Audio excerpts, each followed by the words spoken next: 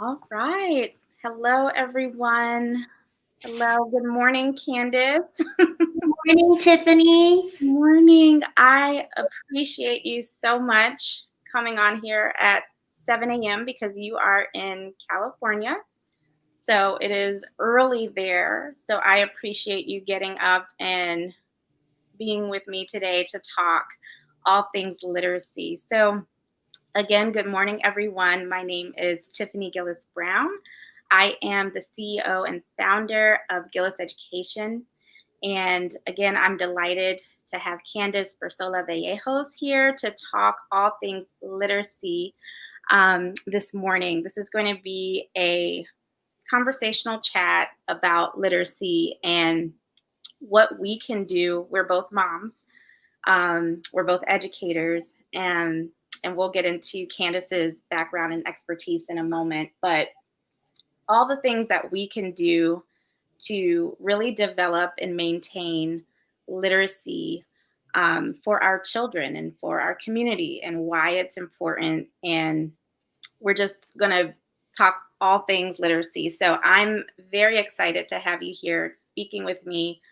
Um, and just a little bit of background before we get into the material about Gillis Education for those of you who don't know, but we are a boutique consulting firm that basically offers parents and families with all sorts of help for their children's academic journeys. So we provide private and group tutoring, homeschooling support. We also provide academic coaching, standardized test prep help, special education advocacy for those students who have IEPs and 504 plans, or maybe they need an IEP or 504 plan. And we recently launched some products that we're excited about, and we'll talk about one of those products later on in the presentation. But we also started offering and having events like this one. So last year was one of our first events where we talked about the future of education in DC and just more broadly with everything going on. Um, and so today, this is one of our this is our second event, second virtual event, and again, we're talking all things literacy. So Candice, I will stop talking and I will let you introduce yourself to the public, and just your background and education, who you are, and all of that. Thank you, Tiffany. I am so honored this morning to be chatting with you about all things literacy. My name is Candice Bersola-Vallejos, and I am in my 12th year of teaching, and I teach currently in Vacaville, California. And this year, I've been had the opportunity to teach special education, elementary special education, but I do have a vast range of background in general education and special education. So I'm super excited this morning to talk about all things literacy because I'm truly passionate about our children and them learning how to read.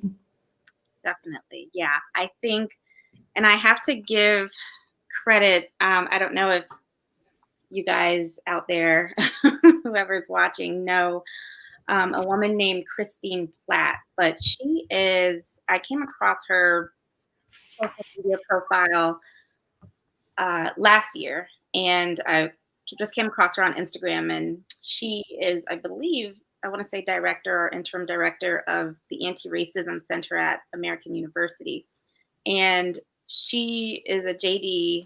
Also, she is a historian. She writes these wonderful children's books, and she describes herself as a literacy advocate. So, like me, she's not like a teacher in the classroom or anything, but I would say she's an educator, just based off of what she does. And she's a literacy advocate. And so I stole that title from her.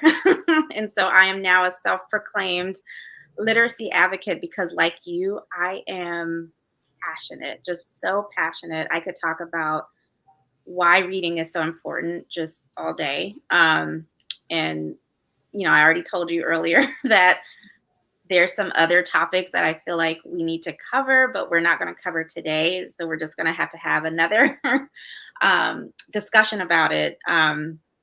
Racism, equity, like all of that.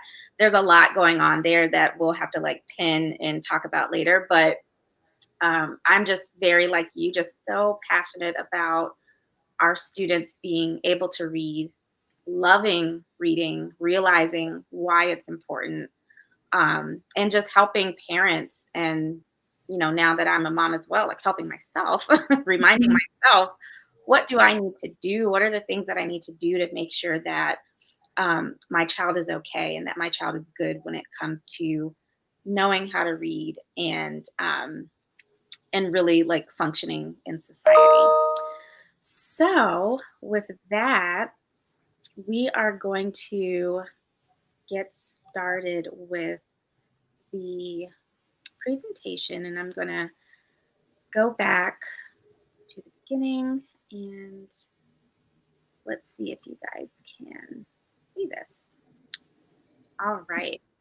So please ask questions in the comments. And if you don't have a question immediately and you think of one after we're done speaking, feel free to email me. I'm happy. Again, I love talking about this subject. So we are here to answer your questions and here to help you in any way that we can. So we're going to do a little bit of an introduction and just talk about what literacy is and why it matters. And then we will get into some statistics. I hate to be a Debbie Downer, but we do need to talk about our levels of literacy in the United States. They're not where they should be. But we do need to talk about that. But more importantly, we do want to talk about all of the tips and tricks for developing and maintaining your child's literacy in spite of everything that's going on with the pandemic and all of this virtual learning and all of that craziness and just everybody being busy. So, all of the things that we can do to easily, seamlessly develop literacy. So, just to get into just a basic definition, what is literacy? So, when we talk about literacy, we're really talking about the knowledge and skills that a child needs to understand and use information. And we're talking about text and other written formats. So even signs and just any sorts of manuals, anything. So some sort of text, children need to be able to understand the information, to read it, understand it, comprehend it, and take meaning from that. Um, and a lot of times you will hear, obviously as an educator, you know these key terms, but you guys will hear terms like phonemic awareness and phonics, right? Vocabulary, fluency, comprehension. Those are all things that need to be developed when we're talking about literacy. So, Candice, did you want to say anything else about like what literacy is? Absolutely. So it's definitely our children learning how to read. And then once they have learned how to read, it's reading to learn more information. And, the importance of literacy, we talk about it's important to have like a print rich environment. And so what that means is ensuring that in the environment where your children are learning, whether it's their home or your community, that you're pointing out all these different pieces of literacy or letters or numbers or signs or manuals or instructions, everything that, you can find items which they could read from. Absolutely. So really creating that meaning from the text and comprehending it. Yeah. And we'll go into this, but it starts so early, like as soon as even before your child is born. Developing literacy starts super, super early. So, why is literacy important? And I just jotted down, I can again go on and on about this topic, but like you just mentioned, Candice, literacy opens the door to lots and lots of information. So we want our children to grow up and be informed. And I think nowadays this is even more important, right? We have a lot of misinformation and disinformation, and in the world of fake news and all of that, we are inundated with information, and a lot of times it's hard to sift through what's real, what's fake, what's pertinent, what's actually factual, right? What's someone's opinion, all of that. And so, if you are developing those literacy skills at a young age and they're growing up knowing that being able to read and actually, doing it, actually reading, spending time reading, they will have a wealth of knowledge and a wealth of information. And that's what we want. We want them to be informed citizens. There's also studies that show that literacy also develops a child's social and emotional intelligence at a young age. And again, important for functioning in the world, right? Functioning and being a productive citizen. We also know that literacy is the gateway to success in other academic arenas. So, your child knowing how to read and comprehend directly impacts whether they're going to do well on that science test or whether they're going to do well on that social studies test. So, early on, sometimes I'll have parents that say, oh, he's not good at reading, but he's pretty good at math. And that's a lot of times that's the case, right? Like someone might gravitate or just do better at math. But as the child grows and goes and matriculates to the next grade, third grade, fourth grade, fifth grade, math is not just computing, it becomes reading word problems, it becomes analyzing text, especially if you're doing project based learning, like if you're doing projects, if your child has to build something or your child has to problem solve, it involves them reading material. And so a lot of times when you go from just doing basic addition, basic subtraction into more complex word problems or two-step two-step and three-step or multi-step problems, you start to see the math grades fall too. Or when you have to read science text or social studies text, you start to see those grades fall too. And so being able to read and write is directly has a direct impact. It's directly correlated with your grades and your success in other areas. And then I mentioned as our children become adults, we expect them to be able to participate actively in society. We want them to be able to vote and read a ballot, and we want them to be able to read the newspaper and question the facts in the newspaper. We want them to be able to have a job where they're able to read standard operating procedures and they're able to actually read emails and understand what's in the email, right? So all of this is preparing them for adulthood and preparing them not just to be adults, but to be impactful, active participants in the world around them. And it starts with literacy. There are people that do not want certain groups of people to be able to read, to be literate, and we have to fight against that. And then I'm touching on this already, but low literacy levels contribute to systemic and generational issues that plague our society, racism, namely. But all of it goes back to being able to read, and there's a reason why it was illegal for certain groups of people, Blacks and other minorities, to read, to learn how to read. There's a reason for that, and so reading and literacy is a gift, and it is one of the most egalitarian things that we can do to make sure that our society is moving forward and moving in the right direction. So that's like all of this, a lot of information, but the bottom line is that literacy is very, very, very important. So, Candice, anything to add here? Yeah, I couldn't agree more with you, Tiffany. Literacy is so important because we're preparing our own children to be able to have those conversations in the real world setting and to be able to not only have those conversations, but understand people who are having conversations with our children, right? And so when we think about literacy, there's two types of literacy. There's the academic language, and then there's the conversational language.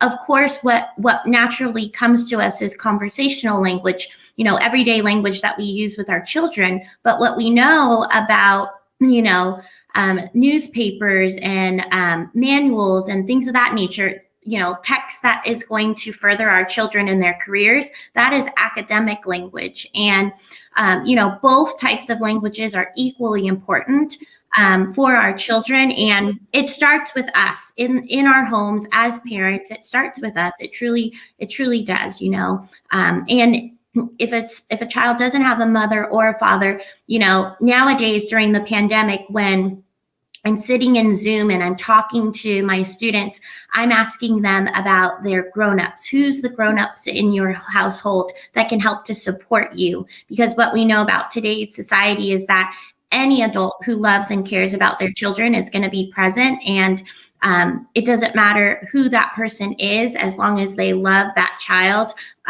We support them, and we support, the importance of literacy and them reading to that child. Absolutely. Absolutely. And I love that you said, and we'll get into this when we're talking about the tips and tricks, but conversational language, talking to your children is equally as important as making sure that they're reading or reading with them, right?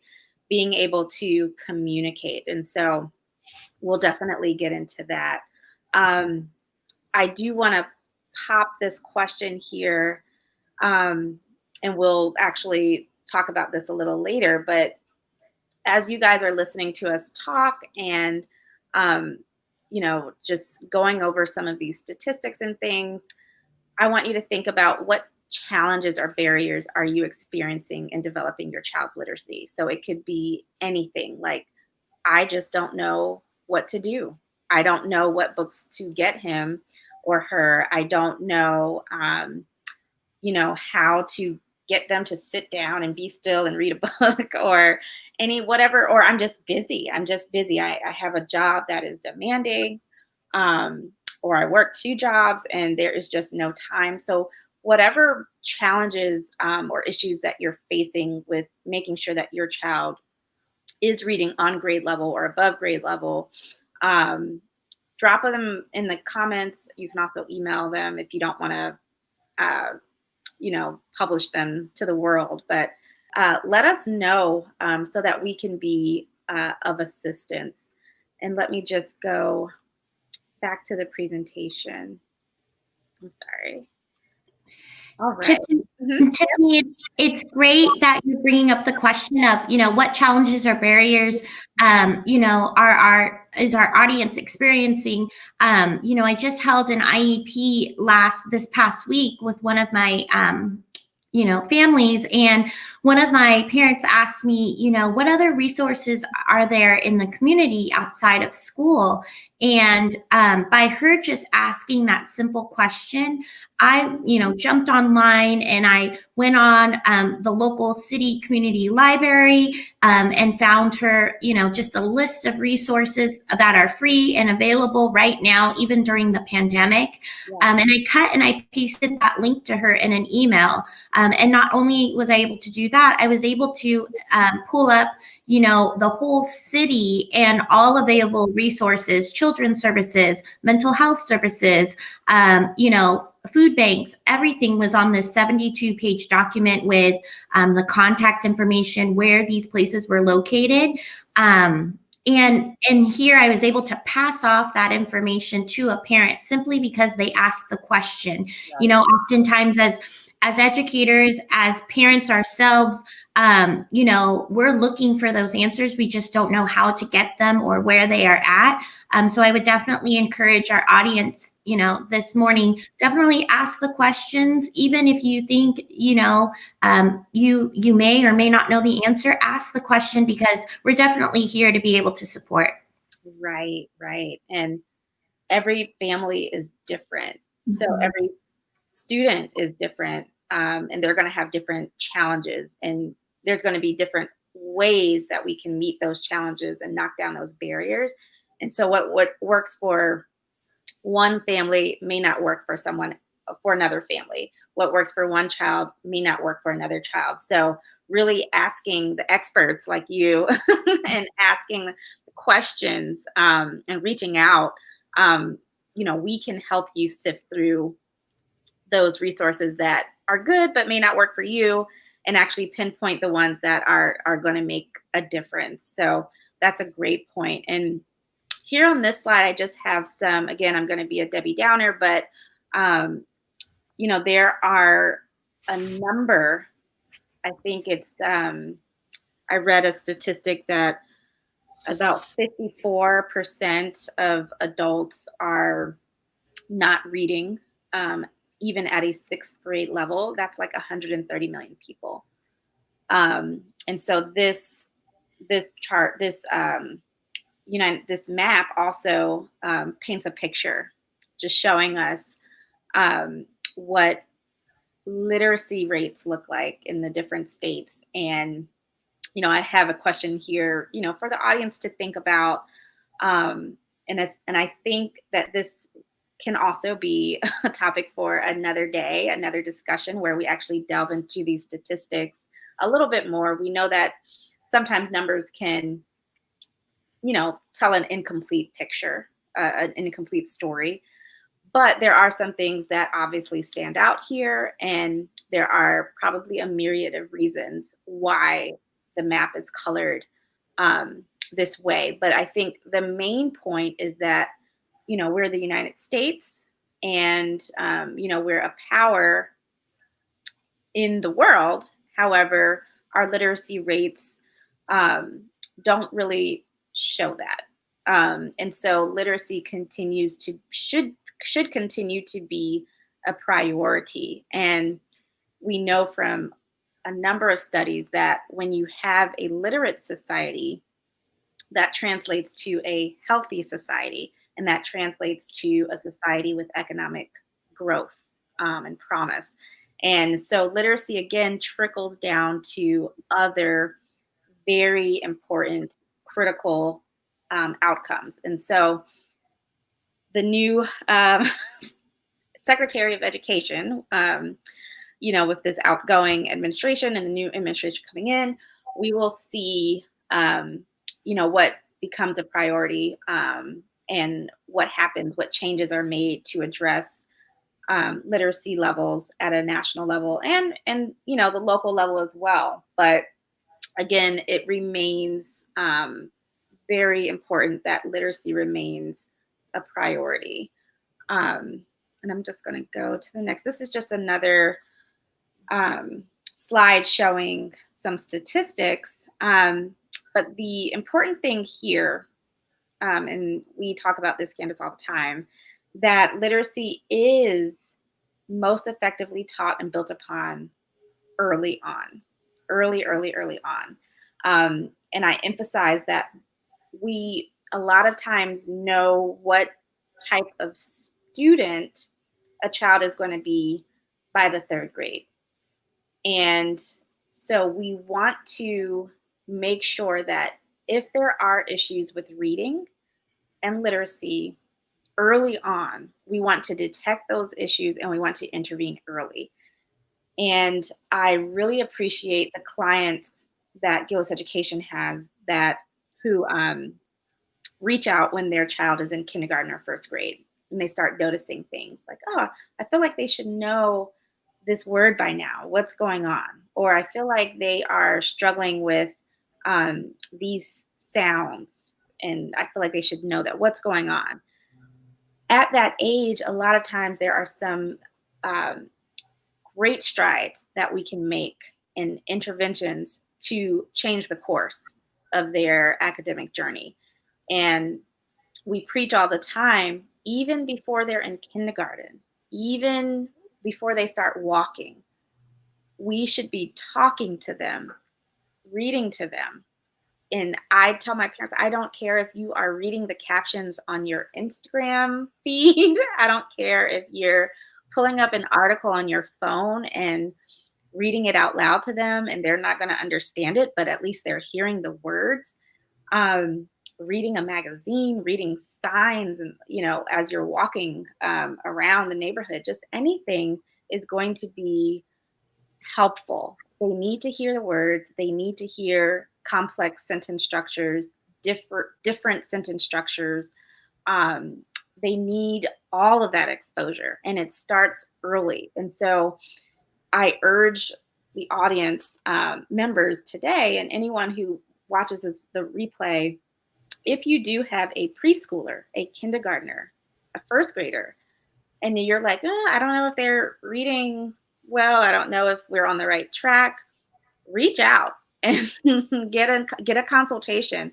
We'll tell you, oh yeah, they should know these sight words by now. And let us just make sure that there's not any other issues, because we need to intervene early.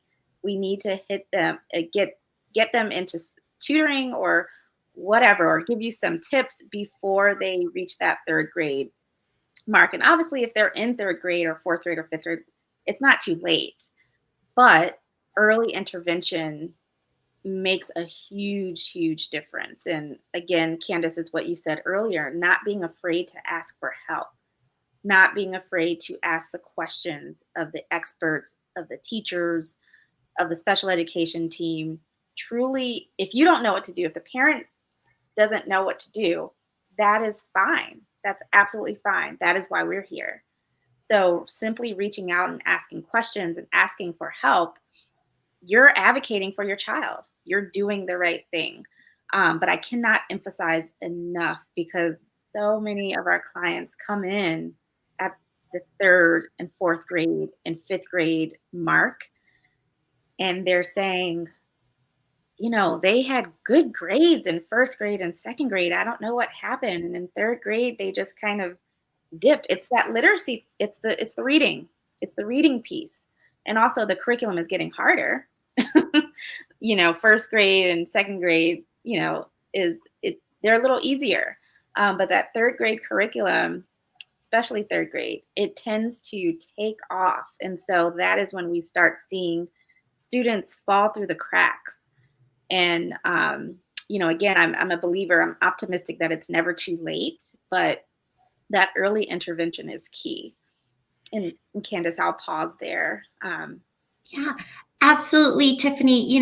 From ages 0 to 5, that is the most crucial time when our children's brains are developing and they're absorbing information around them. And I always hear those commercials like talk, sing, and read to your child daily, right? And when you have the child in your womb, you can talk to your child in your womb. You can sing to your child in your womb. You can read to your child in your womb. And then the minute that they're born, continuing to foster those things and do those things with them, and creating time in your schedule to be able to do that, even if it's 5 minutes, will lead to huge success and leaps and boundaries, or leaps and jumps for your child in the future. I talk about my own daughter, Morgan. She is 3, and she's already talking in complete sentences, and we're able to have conversations with her, my husband and I. But that's because we invested in her very early, from the time that she was in our womb. And I would strongly encourage our families and our parents out there. A lot of our families, when you pulled up the map, Tiffany, I thought about, literacy. And then I thought about literacy in multiple languages, right? Because all across the United States, we are a melting pot, and that's what makes us so unique and so great. And so when we think about literacy, we also think about the literacy in our own primary home languages. So whether that be Spanish or Mandarin or, Tagalog or, Indian or any one of those languages that are spoken in our own homes, even if we have text in our home languages at home and we're reading to our children in our native languages, literacy is important. And what we know about our children is that they have the ability to know how to code switch, right? So oftentimes, parents will be afraid of not wanting their children to learn, their language of their culture, because they want them to learn English because of the barriers that they had to overcome when they were learning English as a second language in school. But don't be afraid, because our children are so resilient and they will pick up those, languages. But it's really important that, if Spanish is your primary language at home, read books in Spanish to them, because they will be able, as long as they have that strong foundational base in whatever language it may be, they'll be able to transfer those skills to other languages in the future.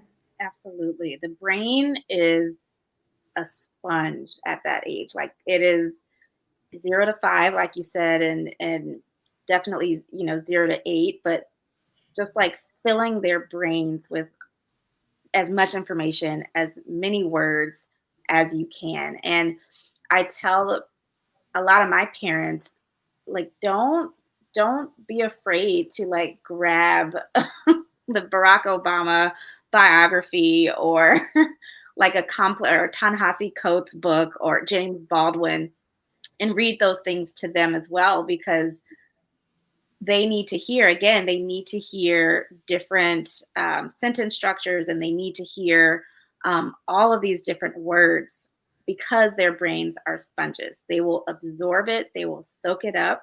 And again, at 2, they may have no idea what you're reading to them, but they are hearing, their brain is filing that information away, and it's going to help in the long run when they come across these words in real life. And again, whatever language is the base, when they come across those words later in life, something in their brain is going to, like, oh, I remember this word. I've heard this word somewhere. Your brain is filing away all of that information. So that's such a great point. And let me move along.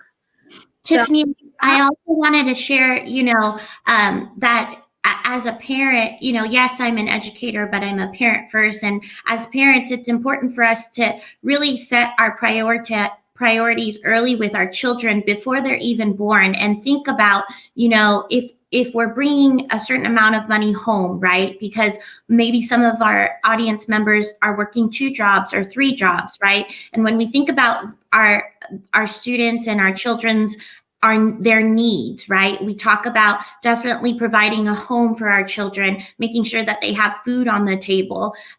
Next to that should be ensuring that we create time and space to be able to read with our child. So it doesn't necessarily mean going out and buying books, but it's, you can rent books from the library. I know a lot of our schools right now are offering, lending libraries where you can borrow books from the school library and bring them home.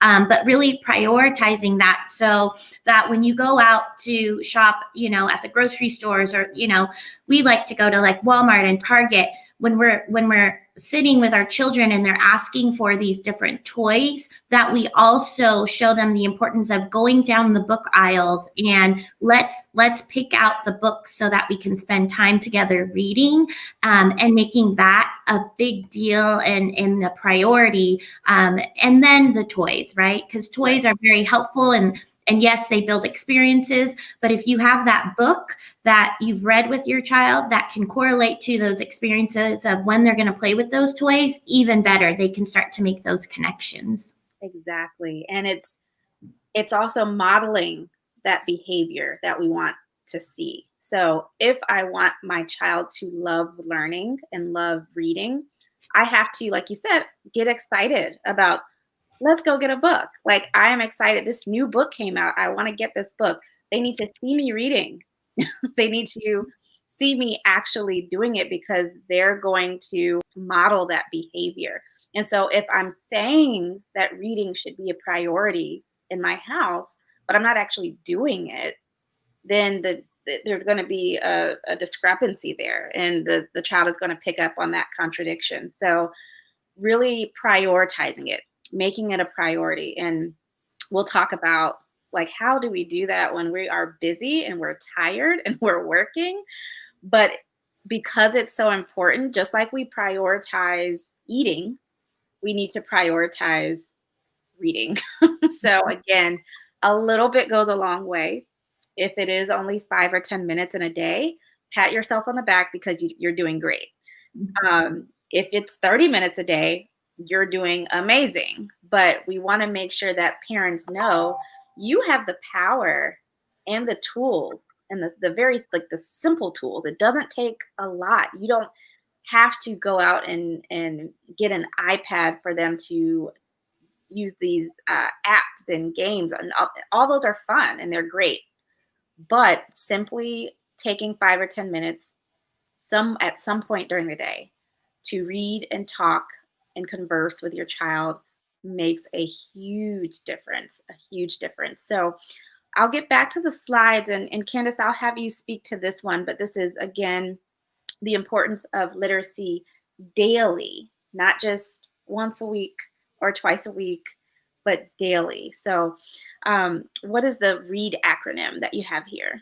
Sure. So the READ acronym, that I came up with, Tiffany, again, you shared like, let's present on literacy. And I thought, well, literacy is reading. Like what can the letters READ stand for? And like, how can we remember this? So the R stands for research, because what we know is that if we're investing time in our children, reading to them, at least 20 minutes every day, surprisingly and research based, we will have our children reading at least 1 million words per year. And so if you think about that, if you start from the time they're born to the age of 5, they would have been exposed to at least 5 million words by the time they are 5 years old, right? And so it's a huge number. And the research shows us that the more we read to our children, the more we present them with those opportunities. And one thing that I want to say here about the research is, pace yourself as a parent, especially during this pandemic, and what we're going through right now. Because if you can't achieve that 20 minutes a day, maybe it's only 10 minutes that you're able to accomplish in that day because there were so many other factors happening in your life at that moment. Maybe then the next day it becomes 30 minutes. And then maybe the next day after that, it's 5 minutes. And so you can make up for it on the other days. And definitely having a goal to shoot towards, is great, but definitely pacing yourself. The E stands for educational experiences. I bring up the example of, when it was fall season, there were these amazing books about the pumpkin patch and things of that nature, and how the leaves turn brown and red and yellow. And my daughter and I were reading a book about the fall season. And one of the things that we like to do as a family, my husband and my daughter and I, we love to go to the pumpkin patch. And so when we went to the pumpkin patch, my daughter was able to make those connections to the book that we had just read. She said, "Mommy, look, there's the pumpkins and they're growing in the fields. And we read that in our story." Or she said things like, "Mommy, look, the trees are turning different colors," right? And so what we know is that when we present books to our children, they can make those connections to those fun experiences in the real world, and what's happening. That's such a great, I'm sorry, that's such a great tip, I think. Whenever you want our planning, because a lot of my clients love to plan activities for their children. And so whenever you're planning an activity, maybe pair it with a book for them to read about whatever activity. So if you're about to cook, get a cooking book and let's sit down and read it, and then we'll do the activity. Or if you're going to the Smithsonian Museum, read a book about museums and then pair that with the activity so that they can make the connections to those experiences. I love that. Yes. And Tiffany, you and I both know that having toddlers, there's a lot of emotions, right? And a range of emotions that our children go through. And at the end of the day, sometimes you just revert to like what you know, not what you should do. But definitely, you know, when you're thinking about those meltdowns that your children are having, especially now in the pandemic, like they can't just go out inside and play in the park, you know, so you have to have those tough conversations with your children. Books are a great starting point. And so getting books that talk about certain emotions like empathy or being responsible or caring for others, you know, all these books, they have themes to them. And so then when you go out into the real world and maybe like your child comes across something that they may not have seen before in real life, but they've seen it in books, it builds understanding. A prime example of that is I got a book where children were learning how to make hot air balloons. And there was a character in the story that was in a wheelchair. And my daughter asked me, Mommy, why is, you know, she in a wheelchair? And I said to her, well, you know, some people, they may have gotten injured and they're in a wheelchair, they're unable to walk. But now by having that foundational base, anytime we go out into the public, when she sees somebody that's maybe in a wheelchair, she has that understanding of that. And we've had those conversations before going out into public, right? So that's great too.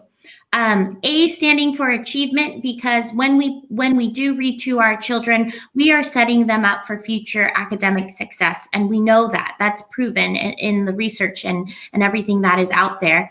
And then D stands for determination and dedication, because if we want our children to have future success, we have to be dedicated to it on a daily basis. And like I said, definitely pacing yourself as a parent, because, you know, growing up, you know, we didn't get birthday presents, we didn't get Christmas presents, but what my parents did do for my brother and I is they were dedicated to ensuring that we had a bookshelf, right, at home, where that bookshelf was filled with the Britannica encyclopedias, you know, and still to this day, my father has a bookshelf with those same encyclopedias, but it allowed us the opportunity to open up those books and look for information. And that was in our home. You know, we didn't, as I said, we didn't have those presents or gifts, but we had the opportunities in what they could provide. And that was that bookshelf of knowledge full of books. And then the dedication, right? You knowing that you can't do it alone. You don't have to do it alone. You know, my brother is a single father. He has 3 amazing children, and he doesn't have to do the literacy piece by himself. The advantages of Zoom right now and distance learning and FaceTime is that we can have a rotating schedule with our family members, because everyone wants to see our children, right? And so why not have them spend time with our children virtually and read a book to them? So maybe Monday it's you as a parent reading to your child for 20 minutes. And then maybe Tuesday it could be a friend, a close family friend you have. And then Wednesday it could be like a grandparent. And then, you know, right now, our high schoolers and our college interns or aspiring teachers, they are definitely still in school and aspiring for their careers, but they're definitely looking for volunteer hours. So I would definitely reach out to your local community, because, you know, high schoolers are great mentors, college interns who are, you know, ready to become teachers, or even in, you know, other professional fields. We know that they know how to read. They're ready to read to our children too, and they love spending time. So definitely reading. That idea. I love that, because I have had the same. Even I am just as guilty of not prioritizing reading a lot of the time. Even I'm this literacy advocate, as I said earlier in the presentation, and I own Gillis Education. But there are days where I'm just like, oh my God, I'm so tired, and even my husband like, oh, we're so tired. I don't want to pick up this book, but I make sure that whenever Smith's grandparents are over here, hey, can you guys read him this book? Can you just spend like 10-15 minutes with read this book, and then that kind of like checks it off for me, like, okay, he had some reading time today. So I love that idea, and I love the idea of involving family friends as well. So if you know of teenagers and college students who just want to help, or they're actually wanting some experience in education. Maybe they're, wanting to become a teacher. Enlist their help and say, hey, I just need 2 or 3 times a week, because I can't do it 7 days a week, but I can do it 2 or 3 times a week, and you can do the other 2 or 3 times a week, and we can make sure that my child is getting at least 15 or 20 minutes of actual reading in. So I love that idea. I love it. So let's move on to measuring literacy. And these are tips and tricks. And I don't know if I said this at the beginning, but anyone who registered for the event, you guys will be getting copies of these slides, and you'll also get a handout with all of our notes, all of our tips and tricks. And so I will be personally emailing those to everybody who registered.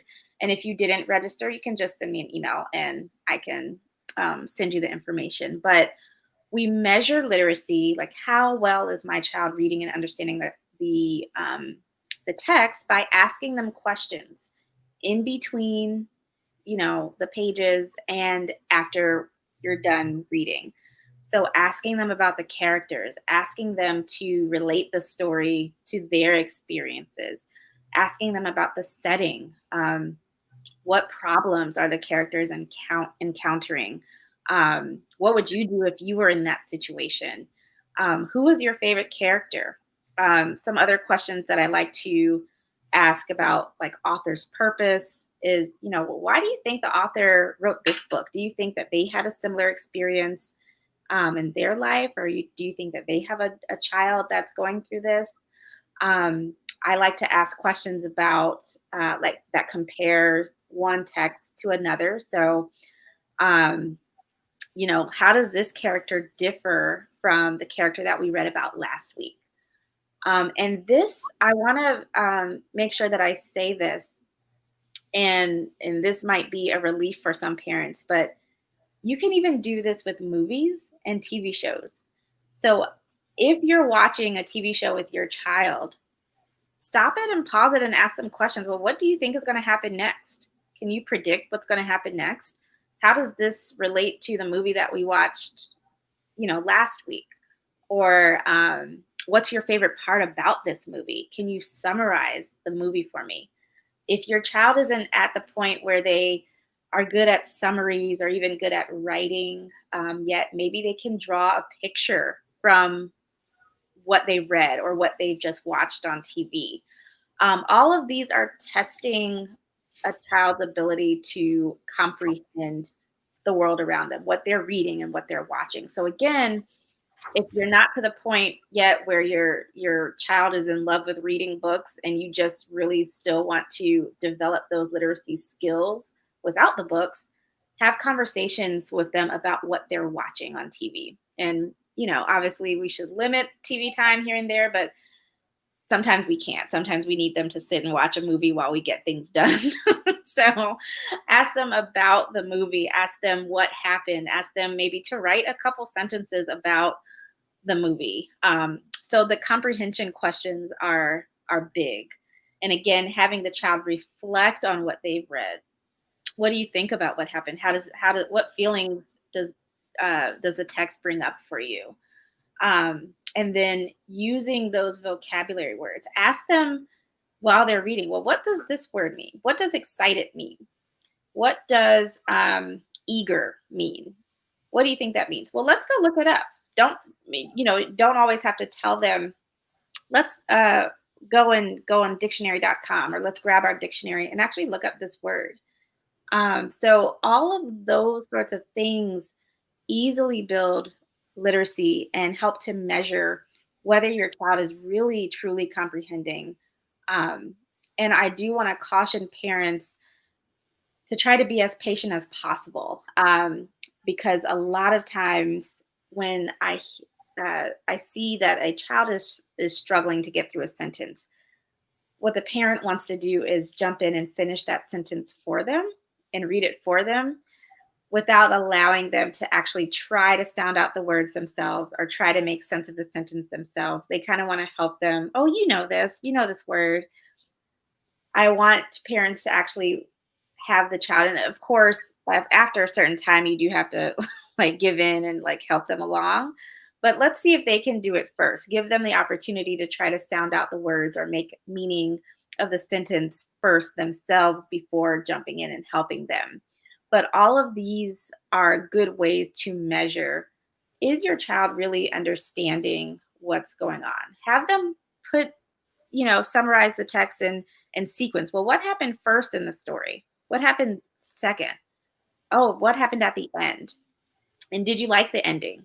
Or do you think the ending should have been different? All of these questions are really good. And one thing that I like to say as well is pretend that you're an investigative journalist or that you are interviewing your child like on MSNBC or CNN. Ask them tons of questions. Ask them tons of questions about what they're reading and have a conversation about it. You can even put your own experiences um, into your conversation, right? Because having the conversation is important. So, Candice, you mentioned going to the pumpkin patch earlier and reading a book about pumpkins and about pumpkin patches. Um, as a parent, I can take the opportunity to say, well, when we were little, when my sister and I were little, we never got to go to a pumpkin patch, but instead we went to an apple orchard. And here's how it's different. So they grow apples here and they grow pumpkins here, and here's how they're similar. You can have a conversation. And guess what? Now your child is familiar with not only pumpkin patches, but now they're also familiar with apple orchards. And you've also opened up to them and had a conversation about your experiences growing up. So all of this is to say, talk to your kids. So while you're reading, talk to them. After you finish reading, talk to them. Share experiences, share vocabulary, really just have conversations with them. So I'll pause there again and see if you have anything else to add about measuring literacy. Absolutely. So, one of the things that my daughter and I like to do is she has a love right now for everything Disney. And so I think starting there with what are your children's interest, and then going from there as far as what are my next steps in reading, but basing those, picking of the books based on what your child is interested in is going to make leaps and bounds because my daughter loves Disney, everything Disney. We've watched every single Disney princess movie that exists. But we also have a million of those same books, right, that tell the story of the movie. And so some things that we like to do is we'll watch the movie together and then we'll read the book. And when we're reading the book, she's able to, make connections to the movie and really we have those conversations when we say, how is the movie the same as the story or how is it different? But one thing that you brought up earlier, Tiffany, that I wanted to allude to was comprehension and having conversations with our children. I thought about our students that maybe have disabilities and maybe they are unable to read a story on their own, but when it's read aloud to them and they have that accommodation, they are comprehending what they're reading, and they're comprehending the elements of the story, and they are able to retell us the different parts of the story, the beginning, middle, and end. And I think, as a parent, knowing what your child is capable of doing and advocating for those accommodations in the classroom setting, in the school setting, because, to measure comprehension, to measure academic success, it can happen in a variety of ways. And there are so many successful people out in the world who they have disabilities, but they've learned how to overcome them, or they've learned how to compensate and find ways around them. And so I just wanted to bring that up because comprehension of literacy and books can happen in a variety of ways. It doesn't just have to be, a test or an assessment piece. Definitely having conversations with our child is the most important assessment component.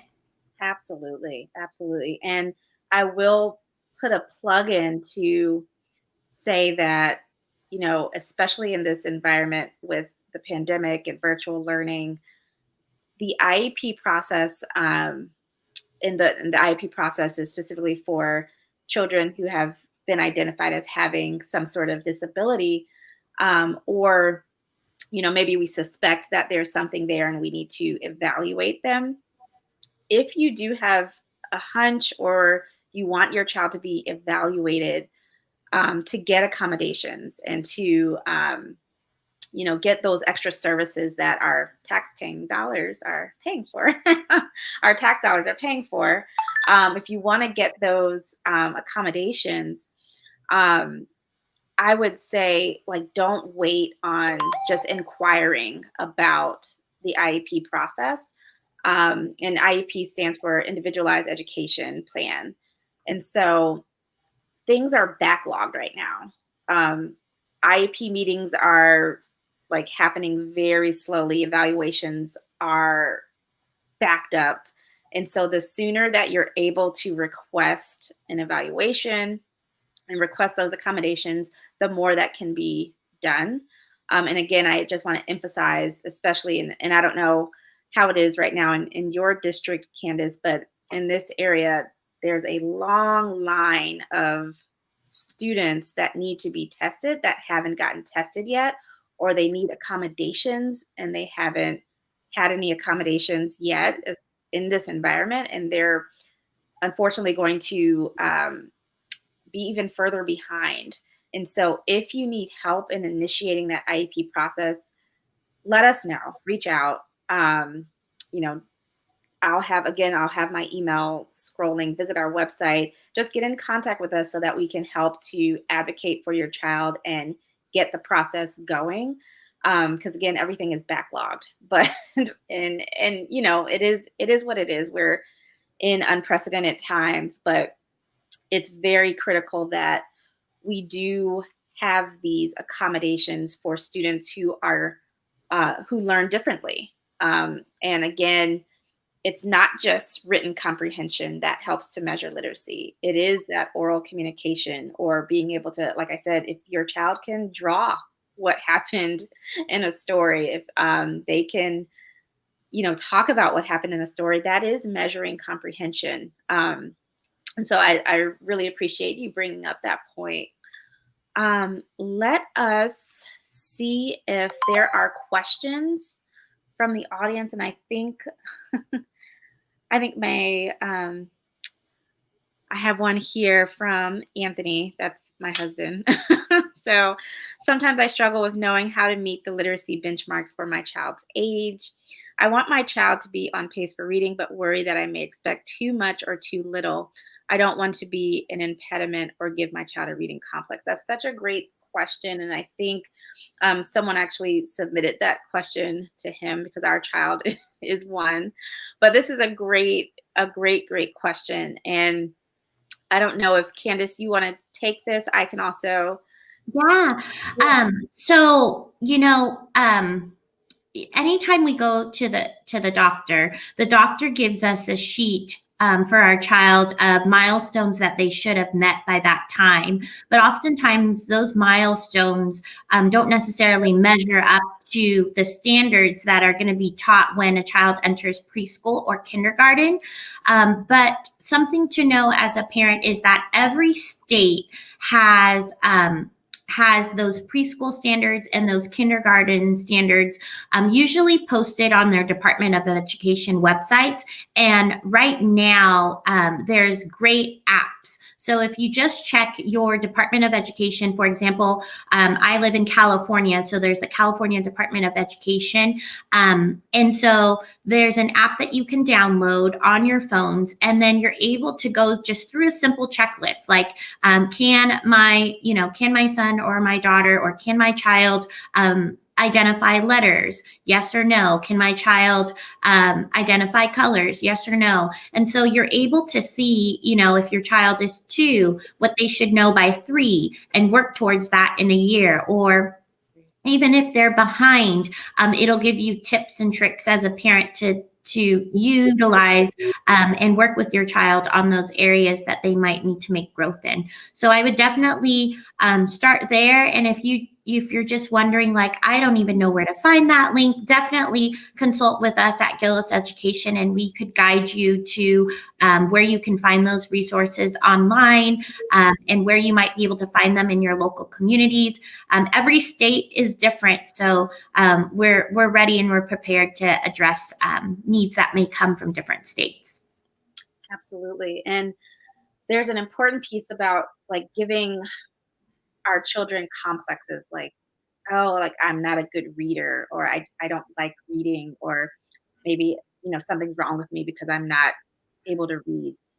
I think we can emphasize that everyone, again, learns differently at different paces. And that has absolutely nothing to do with how intelligent or how smart you are. There are plenty of intelligent, amazing people that, don't read well, right? And so it has nothing to do with, just like how smart you are. And I think having those, and they can be tough conversations, but having those conversations about, well, you're not getting it right now, but guess what? You'll get it. It'll click. It'll happen. Everyone learns differently. Everyone learns at different paces. And here's what you're doing really well at, right? Here are the things that you are doing really well at. And we're going to work towards doing these things. Here's where we can make improvements. We're going to work on doing these things better. And we just have to keep practicing and practicing and practicing. And so I think just pouring positivity into your students around reading. And, sometimes we do have to discipline our kids and say, sit down and read. Like, and we have to put our foot down and say, no, you're not focusing. You're not doing as well as I know you can. Sometimes those conversations have to happen, but generally we do want to be positive. We want to ensure them and give them confidence about reading, because it is so important. We don't want them to disengage. And again, it's going to happen sometimes. Kids are kids, but generally making sure that reading doesn't feel like a chore for them. It should be something that is fun. We should be excited about going down that book aisle and picking out a new book. We should be excited about taking that 10 minutes to just sit down and figure out, okay, well, what's this character going to get into now, right?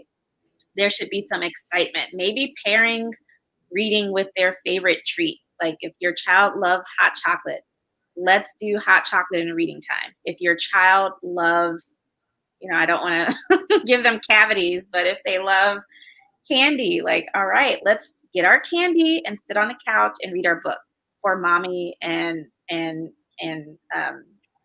daughter time, or, just make it something that is fun that they look forward to. And if they are struggling, again, we don't want to give them a complex about reading. So make sure that they know, hey, you're not going to get it right all the time. Like this is life. You're not going to get every word right all the time, and it's absolutely okay and normal for you to not know some of these words. But the more we do this, the more we sit down and read, the more it happens. You're going to get better at it. So I think that positivity will help with, as far as like not developing a complex about reading.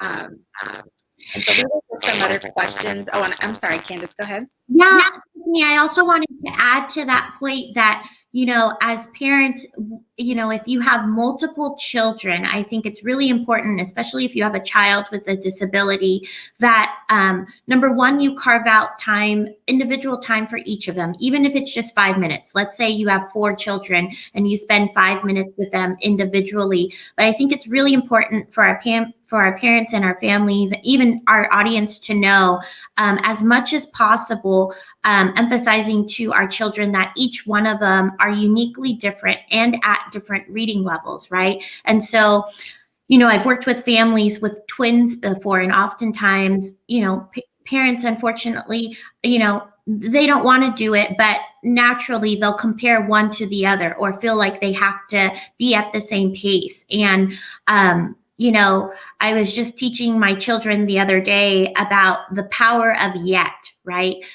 Maybe we don't know those letters and sound yet, but we're working towards them. And then looking at, our individual children and saying, hey, you were able to do this today. Let's have you set an individual goal for tomorrow. But maybe brother or sister, their goal is something different. But letting the children set their own goals for themselves. And then again, as much as possible, having those times when individually they can read with you as a parent, and even if it could be in a separate room or a space that's away from the other children, because, even if they're in the same room, the children will naturally just start comparing themselves, right? Because that's what we do as children. We start to look around in our surroundings. So I think it's really important that our audience understand the power of yet. Maybe my child hasn't mastered those standards yet, but they will, right? And so oftentimes I'm working with my families who maybe they have like a 3rd grade student, but their child is reading at a 1st grade reading level.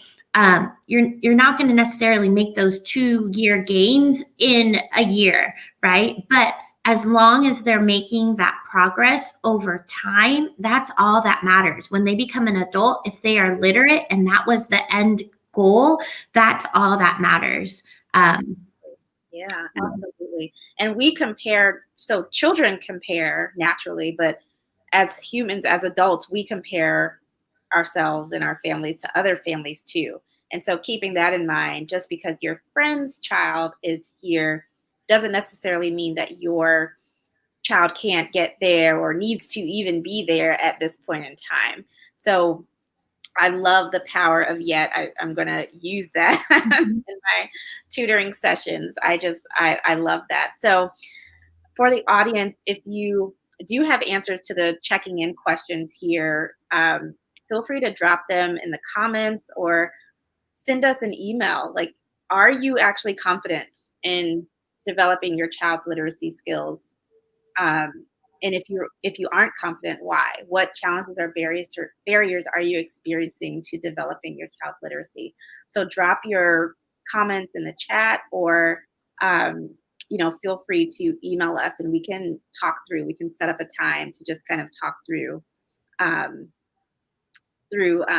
some things that you can do to be more confident and to develop those skills. And so these are just a few tips and tricks that we're going to go through, and we're almost coming to our time, but making sure that you're reading daily, reading 15 or 20 minutes to your children every day. And it doesn't always have to be bedtime. It could be in the morning. And I think, Candice, when we were going over this, we talked about, like, if you're cooking breakfast or if you are eating cereal, you can use that time, or if your child is eating cereal, you can use that time, or even if they're brushing their teeth, right? While they're brushing their teeth and putting their clothes on, you can actually read a book to them. So it doesn't have to be this structured time that, oh, it's right after bath time, we have to sit down and read for 15 minutes. It's fluid. It can be at any time. And so I love how you have early morning risers and bedtime surprisers, figuring out which works for your for your family and your student. And Candice, I'll let you go through some of the rest of them. I know a lot of these are your tips and tricks. Yeah, of course. So, just the other day when I was early morning driving with my daughter, we didn't have any textbooks, nothing like that in the car. It was just her and I talking. The radio was off. And I just quickly went through, like, what sound does the A make? What sound does the B make? What sound does the C make? Right. And so, like, that doesn't cost money. That's just you having a conversation with your child and then going over it in the car on the way to a destination. And that's an easy way to incorporate literacy in your day. Or check for understanding, like, okay, when I do get home or when I do get to an established place, here's what I'm going to work with them on. I would say during this time of the pandemic also, working with family and friends, because it's going to promote bonding. We talk about the importance of mental health, and making sure that our children's social emotional, it's echoing on my end. Echoing on your end. Yeah, there's a little echo, but I can still hear you. Okay. Talking about mental health wellness and ensuring that our children are getting taken care of. And so consulting with people around you can help you. Because again, you don't have to do it by yourself. Setting a schedule for both school and home environments.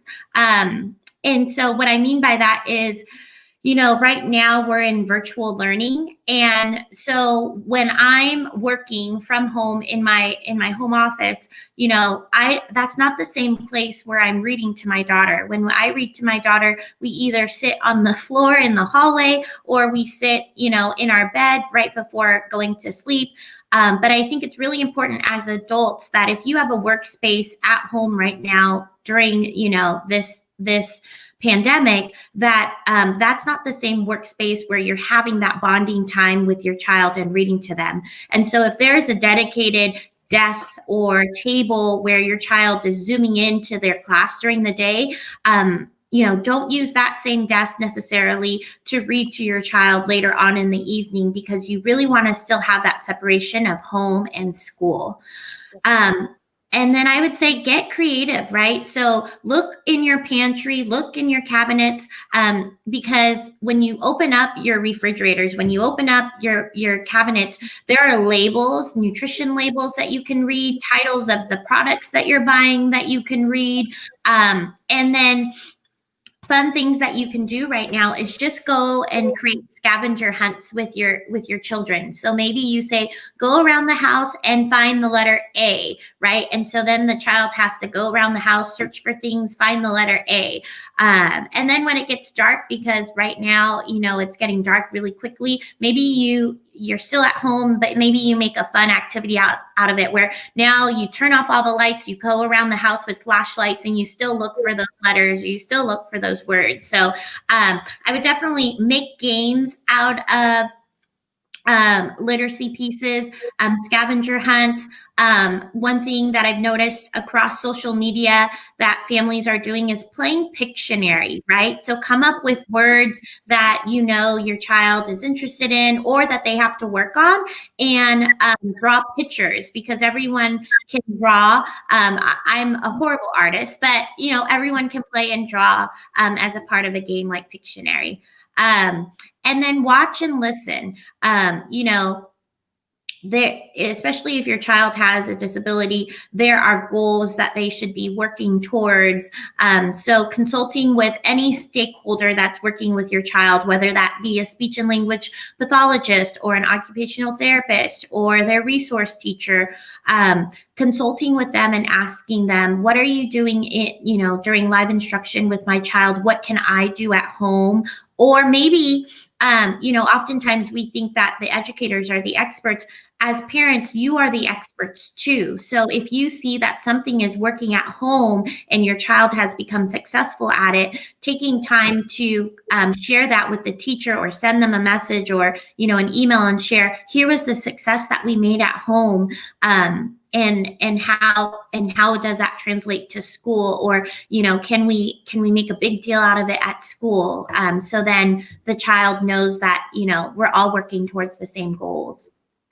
I love that. Yeah. And we will have, as I said earlier, and as I just put on the bottom of the screen, we're going to have these slides available, but also a handout for those who registered and for those who email me, with even more ideas. And you've heard some good ideas throughout the presentation as well, but we want to make sure that you know that there are little creative things that you can do to really, really boost your child's literacy skills.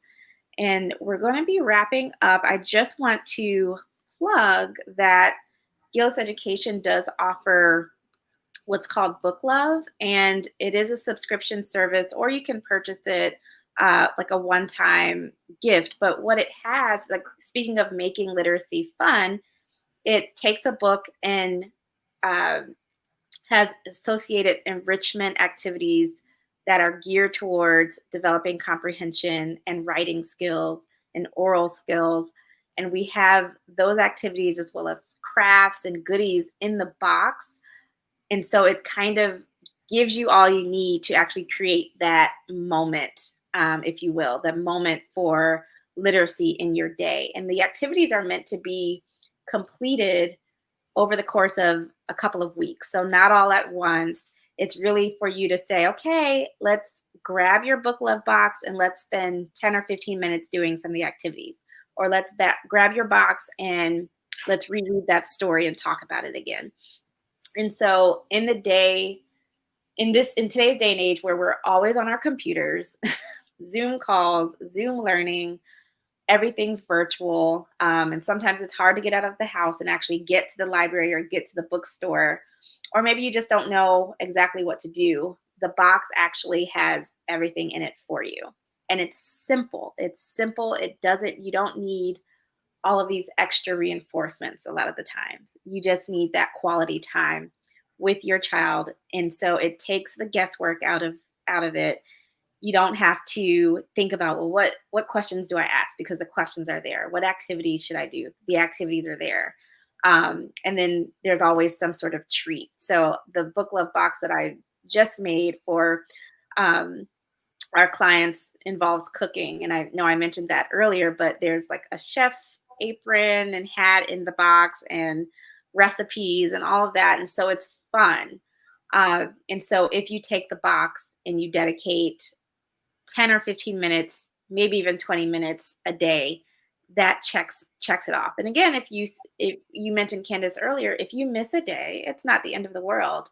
Just make it up on another day. So if you only spent 5 or 10 minutes reading the book from the book love box on Friday, maybe on Sunday spend 20 or 25 minutes. Try to reach that goal. So I just wanted to plug that. If you have questions about book love, if you want to sign up for it, just go to our website and there's a book love section.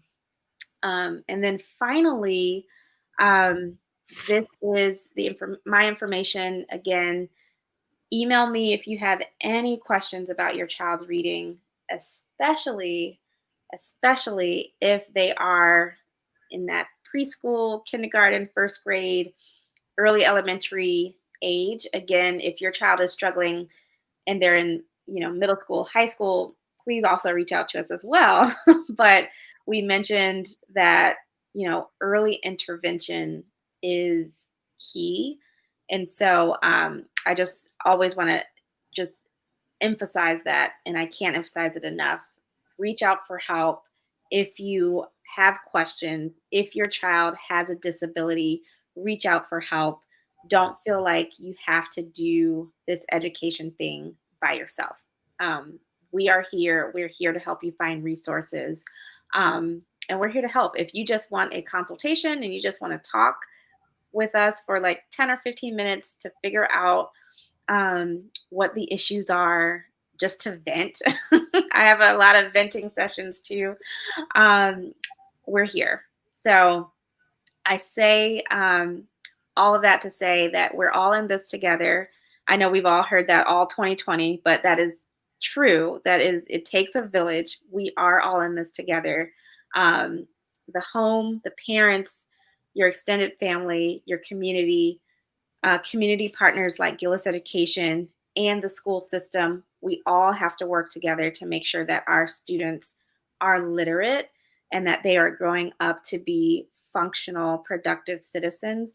And again, we are here to help with that process. We're here to make sure that your child loves learning and benefits from learning and grows up to be that productive citizen in today's world. So, Candice, I appreciate you. I love talking to you. This is always what happens when we get on the phone. We talk for 45 minutes, an hour, because we can just go on and on about this, especially education and literacy. And again, we have so much in common with being moms and figuring out um, this this world that we're in now, this virtual world. And so I really appreciate you waking up early, taking time away from your baby and your family to talk to our audience today. It was such a good conversation.